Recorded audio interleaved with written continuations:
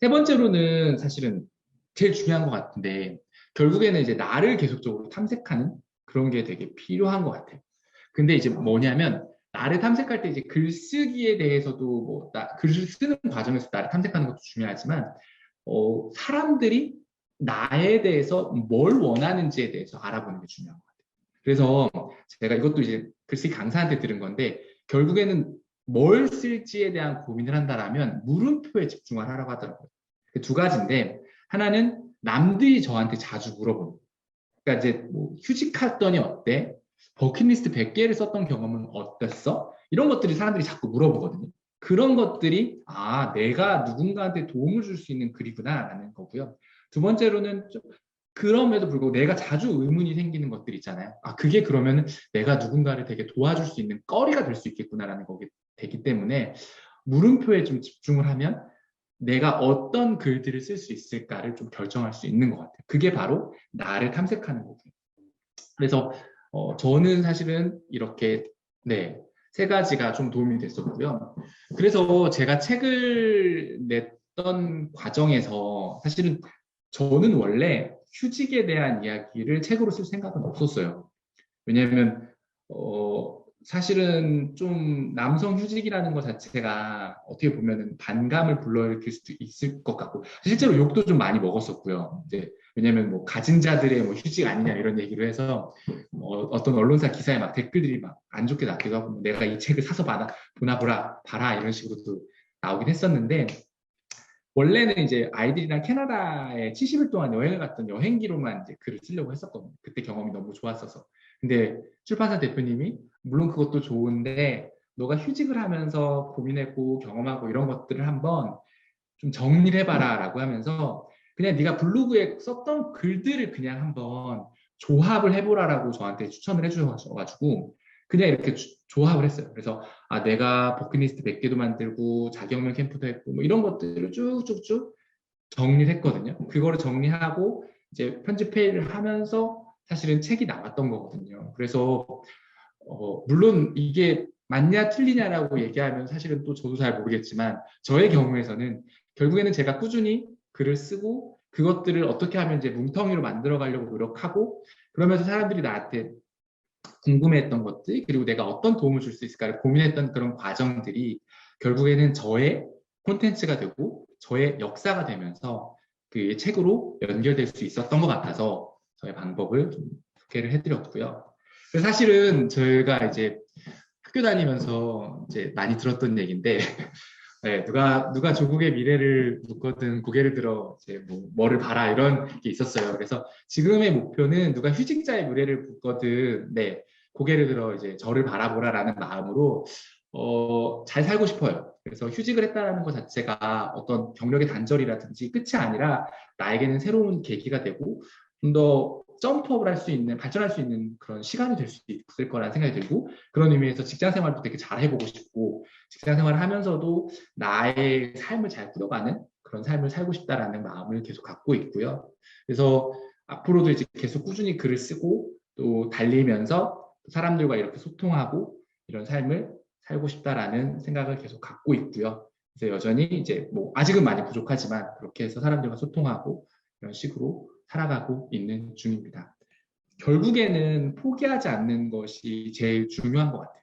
제가 주변에 보니까 내가 뭔가 계속적으로 글을 쓰는 사람들이 책을 내야겠다라는 마음을 먹으면 언젠가는 그것이 책으로 연결될 수 있는 것 같아요. 물론 수많은 시행착오가 겪고 뭐 어떤 사람은 뭐 6개월 만에 나오고 어떤 사람은 1, 2년 만에 나올 수도 있겠지만 결국에는 좀 인생이라는 긴 시간에 포기하지 않고 좀 길게 보면 언젠가는 책을 나올 수 있을 거란 생각이 들기 때문에 꾸준히 글을 쓰고 뭔가 계속적으로 고민하면서 책 쓰기라는 목표에 대해서 버리지 않고 지내시면 좋지 않을까라는 생각이 들어서 네, 오늘 마지막은 그 얘기로 전달해 드리고 싶습니다.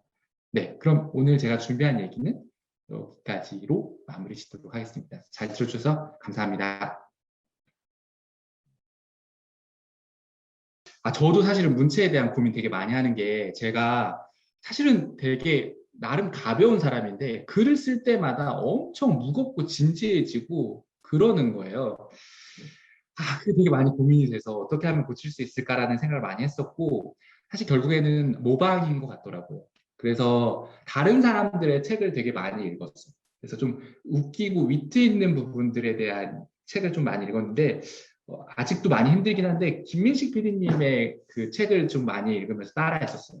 그래서 PD님이 이러이런 식으로 자기 외모 비하를 하는 것들을 뭔가 자기 개발의 포인트로 가져가는 것들이라든지 이런 것들도 많이 따라했었고 근데 뭐 퇴사 말고 휴직은 되게 진지하게 나왔는데 그 퇴사 말고 휴직을 쓸 때는 강원국 작가님의 그 강원국의 글쓰기를 되게 여러 번 읽으면서 약간 좀 빠져 있으면서 읽었고 이영미 작가의 마녀체력도 되게 많이 읽었는데 따라하고 싶은 작가의 책을 여러 번 읽는 것이 저한테는 좀 크게 도움이 됐었던 것 같고요. 네. 그래서 네 그렇게 좀 많이 하는 거를 좀 추천드리는 편이고 네 자기 글을 좀 소리내서 읽어보면 좀 어떤 문제점들이 좀 더 많이 보이는 것 같아요. 그래서 그렇게 읽으면서 고치는 것도 방법일 것 같습니다.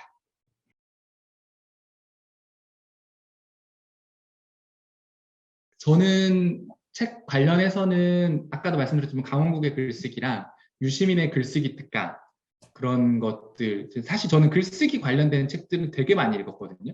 한 10권 정도 이상은 읽었던 것 같은데 뭐 옥석을 가리기보다는 그냥 쭉 계속적으로 많이 읽으면 좋은데 그 두 가지가 되게 많이 도움이 됐었고 그다음에 김민식 PD님의 매일 아침 서반니는 저한테 엄청난 동기부여를 주는 책이어가지고 글을 쓸 때 뭐 스킬보다는 이런 마인드셋을 가지는 게 중요하겠구나라는 생각이 많이 들었었고요. 수업은 강원국 선생님의 수업이나 또 뭐 최근에 제가 좀 좋아하는 분이 강창래 선생님도 되게 좋거든요. 위반하는 글쓰기랑 그다음에 오늘은 좀 매울지도 몰라라는 에세이를 쓰신 분이신데 그분 수업도 괜찮은데 요즘은 또 코로나라는 이유 때문에 줌 강의가 많아져서 그런 수업들을 한번 들어보시는 것도 좀 추천을 드리는데 네. 다만 이제 고가의 수업보다는 싼 수업들을 좀 추천을 드리는 게 그렇게 좀 싼 여러 가지 수업들을 유명 작가들의 그런 단발성 수업들을 듣는 것들이 오히려 저 스스로가 조금 비판적으로 그들의 이야기를 받아들이면서 제 자신의 방식을 만들어가는 데 좀 도움이 되는 것 같아서 그렇게 추천을 드리는 바입니다.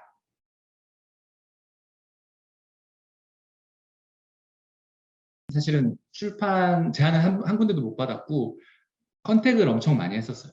그 스토리도 말씀드리자면 제가 출간 기획서를 거의 한 4, 50군데 넘게 보냈었는데 사실은 애석하게도 다 속된 말로 이제 까였어요. 그러니까 뭐냐면 답장도 안 오는 데도 많았고 그러다가 사실은 아까 포기하지 말라고 말씀드렸던 것처럼 도저히 안 되겠다는 생각이 들어서 아는 그 선배한테 출판사랑 전혀 관련이 없는데 정말 그냥 밑도 끝도 없이 혹시 주변에 출판사 아는 데 있냐고 여쭤봤더니 지금 이제 저희 출판사 대표님을 소개를 시켜줬고 이 출판사 대표님이 1년 전에 이제 남편분이 갑자기 돌아가시는 바람에 계속 쉬고 있다가 이제 한번 뭘 해볼까?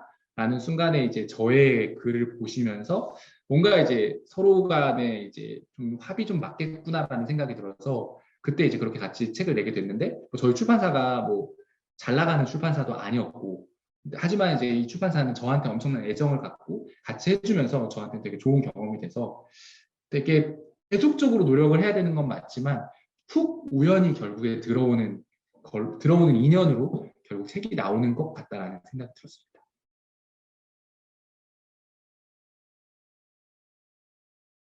우선은 책 출간 제의를 받았으면 어느 정도의 콘텐츠가 있고 사람들이 좋아하는 무언가가 있다라는 판단이 드는데 저는 둘 중에 하나를 선택하라고 하면 결국에는 마음 편히 쓴 글들을 아무렇게나 쓴 뒤 책으로 묶는 게 맞다라고 생각을 해요.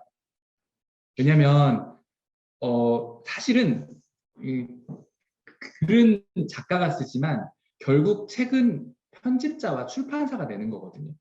그러니까 결국에는 이제 편집자와 출판사가 계속적으로 수시로 왔다 갔다 하면서 이제 책이라는 게 나오기 때문에 진짜 중요한 거는 나의 진심, 나의 속마음을 내는 게 중요한데 사실은 책 출간을 목표로 하고 막 글을 쓰게 되면 어떻게 보면 되게 많이 어깨에 힘이 들어가고 약간 좀 자기적인 글이 될 수 있어서 좋은 책이 나오지는 않는 것 같더라고요. 제가 읽어보면은. 그래서 물론 우리가 전문 작가면은 사실 좀 달라질 수 있겠지만 처음 책을 쓰는 사람이라고 하면 너무 책에 의식하기보다는 내 이야기들을 계속적으로 써가는 거, 그리고 나서 이제 그것들을 편집하는 것들이 책으로 나오는 게 가장 본인한테 만족도가 높은 책이 될 것 같아요. 사실 제 퇴사 말고 휴직이 약간 좀 그런 식이었던 거거든요. 제가 휴직하면서 썼던 글들이 결국에는 책으로 연결됐었는데 매일 블로그에 봐주셨던 분들도 아 이게 또 책으로 연결되니까 또 다른 느낌이구나라고 하면서 되게 좋아해 주셨는데 그 속에서 이제 서로의 진심이 좀 연결될 수 있었기 때문에 그렇게 했으면 좋겠고 대신에 이제 제가 아까 이제 책 쓰기 과정에서 말씀드렸던 것처럼 아무렇게나 쓰는 과정에서도 내가 어떤 메시지를 전달하고 싶은지에 대해서 고민하고 두 번째로는 나의 콘텐츠에 대해서 뭉텅이를 만들 수 있는 여러 가지 그 하나의 주제로 10개 정도의 글을 쓰는 그런 과정들 이런 것들을 좀 거치면 뭐 진짜 아무렇게나 썼다기보다는 조금 더 나의 진심을 담은 글이 될 수 있지 않을까라는 생각이 듭니다.